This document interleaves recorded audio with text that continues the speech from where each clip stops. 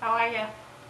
So, what's new at my house? Well, I've been trying to, I haven't been feeling very well to keep up on my yard work. I did mow yesterday, which was because I'm feeling a little better. I worked at the beach, and then I surprised myself and came home and mowed and edged, which I don't know how I did it, but I did. So that's a good thing. But the bushes had all around the house had just gotten crazy this winter. They'd gotten too in the fall they had gotten too tall, and then the winter killed off a lot of stuff because our winter here was extremely cold for Florida, so it killed a lot of things off, as it was in the winter was for most people. Santino's behind me. He's confused as usual when I change corners. But anyway, so the neighbors are leaving in July, and they want me to babysit or dog sit their two dogs and their daughter's two big dogs. So there'll be 4 dogs at the house. It's right across the street.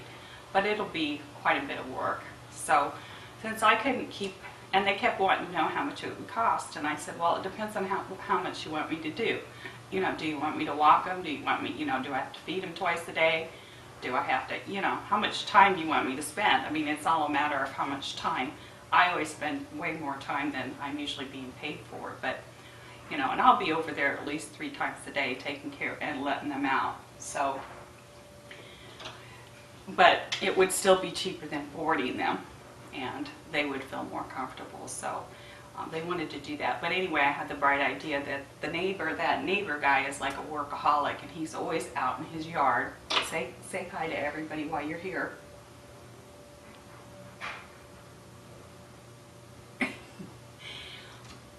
He loves yard work, and he loves to be outside. He's outside all the time. So anyway, I bargained with him to help me with the bushes. So he's been, going around the house different days and working on a different side. We got to the last side the other day, and he's working on it and stuff.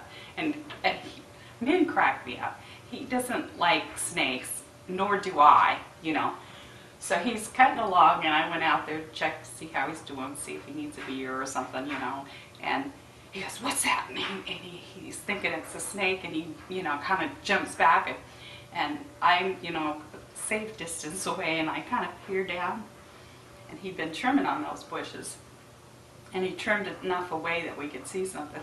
I said, "Well, that's a possum's tail." And so he goes, "Oh yeah, it is." And so then he kind of, I think, bumps it with the rake or whatever, and he goes, "It's dead." I said, "Are you sure it's dead?" I said, "Maybe he's just playing possum on us." And he goes, "Oh no, he stinks to high heaven." Ugh. So how I got a dead possum under my bush, I don't know. If he died of old age or what happened to him. But anyway, the neighbor disposed of him for me, and with the yard waste. And so then the yard waste wasn't going to be picked up for a couple days, and he was really right by that. And so I was worried that they would, leave a note and say, well, he's not yard waste, so they wouldn't take him. But he buried him kind of in between, and he figured by the time they dumped it, it's kind of like too late. So the possum is gone to, the landfill. But that's better than my yard, and he was right outside of my office. I'd have been smelling him big time. That's it for today. That's all I'm